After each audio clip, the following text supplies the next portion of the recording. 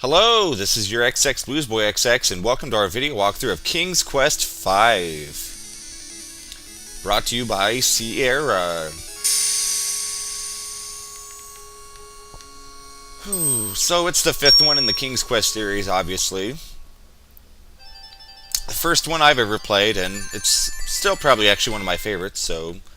King's Quest V, absence makes the heart go yonder.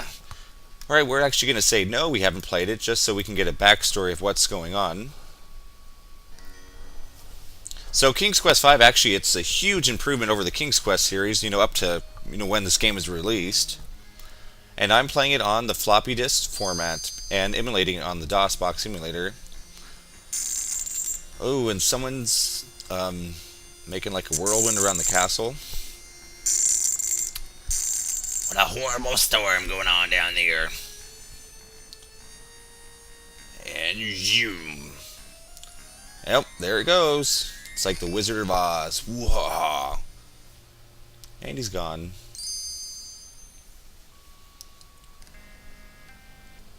Yeah, this is a huge improvement over the other King's Quest series.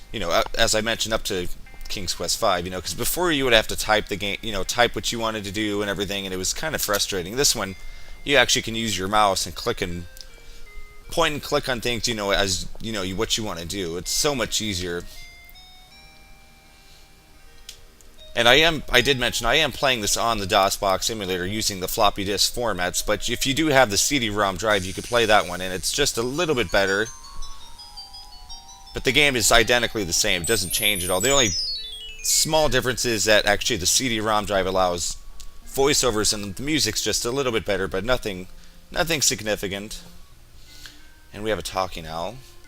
I know what happened to your castle. I saw it all.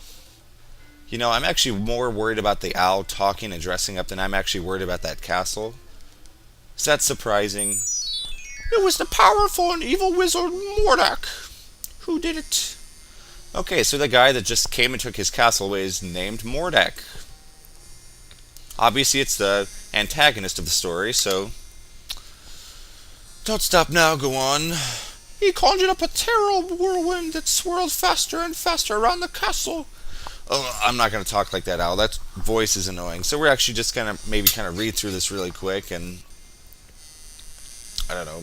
So, just the backstory it is, yeah, he came and took his castle, and he wants to know why. And you'll figure out why he takes it later, as the story progresses a little bit more. So he came and took the castle. Lots of reading to do. Perhaps I can help you. My employer, who also happens to be a wizard, which is why I recognized Mordack. Unlike Mordack, though, my employer is a very good wizard, so it is kind of like the Wizard of Oz. Except instead of witches, we got wizards. Whoa! You clumsy bird. Anyway, where was I? Oh, yes. Actually, I really did miss the voices. I'm playing this just on the floppy disk because it's a lot easier to emulate than using that CD-ROM drive. But I do miss the voices. It was, just made a little bit more replay value on the game. It made it more interesting and don't have to read all this garbage. But nevertheless, it's still a great game. Really think you'll enjoy playing this game. If you have any problems trying to launch it or anything, just go back to my DOSBox tutorial on my other videos. Or just leave me a question or something and I can answer as best as I can. I can get this game emulated for you. Oh, and he's got like a little purple pouch. I'm not even going to say that. I have something I'm thinking, but not even going to mention it. We're just going to keep it clean here. So, I guess we have to go visit Crispin, and this is how we do it. It's like magic dust, or fairy dust, or pixie dust, or whatever you want to call it. What is that shit? Oops, I'm sorry. I said I was going to keep it clean. So, it's fairy dust. I've been carrying. It'll help you fly. Okay, so we're going to go to the land of Serena.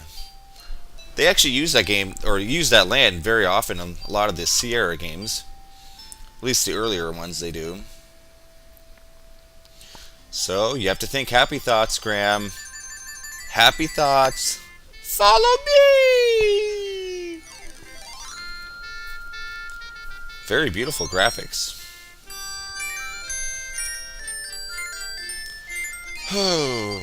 Okay, so we're flying, and he just knows how to fly. So definitely, the graphics was another huge improvement they had over King's Quest IV. Oh, here he comes. There he goes. The bird landed okay. That's fucking bullshit. There's no way that water would break his fall. Especially such a small pond.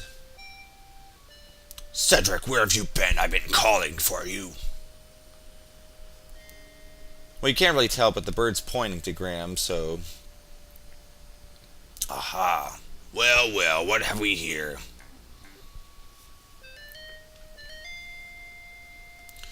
I don't know.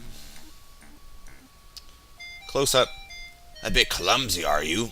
Well, come on in the house and dry off. No sense sitting around like a wet dog. Excuse me? Yep, lots of talking, but you know, that's inevitable. You have to do it before you start a game. You have to know what's going on. Wait, did he just tell the bird to go make a cup of hot tea?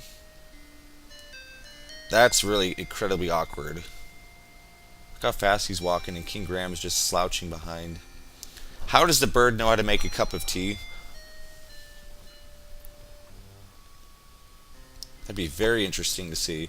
Okay, it's the Society of Wizards has always taken a dim view of Mordack and its abuse of his power. Why he's even been put on suspension a few times. It never seems to do any good, though. Crispin, why would Mordack want to take my family or castle? What did we ever do to him? I promise we're almost done. We got probably about 2 more minutes of talking, then we'll actually probably just end the video because we won't have any time to do anything.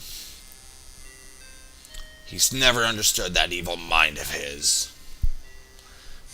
I thought perhaps you can help His Majesty, Crispin. That's why I brought him here. Well, let me see now. I used to be a very powerful wizard at one time, you know, but I've gotten just a little rusty lately. A little rusty? You shut your fucking mouth. Yes, sir.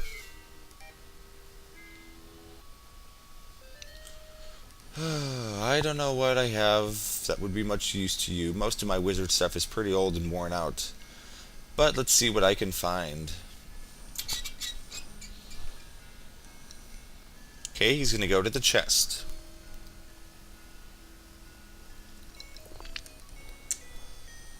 No, that won't do. That's all used up. It might work. I really wish you could experience the voices in the game. I think that'd, make it more interesting. What is that? That's an old piece of magical white snake I had left over from you last year. With it, you'll be able to communicate with the natural animal world, which we never had any problem talking to Cedric yet, but oh well, whatever. And we get his wand, his old wand, I might add. Majority of the game, you don't even use that wand, it just kind of sticks with you. You don't even use it to like pretty much the last bit of the game, so don't have to worry too much about that wand. Treat it with care and respect. Hopefully it'll do something for you. You better get going, my boy. No telling what that confounded Mordack can be up to. You go with him, Cedric. Show him the way. Me? Yes, you. Don't be such a coward. Now, go on. You better get started. Thank you, sir. I appreciate all you've done for me. Finally, we're done talking. We can actually start the game now.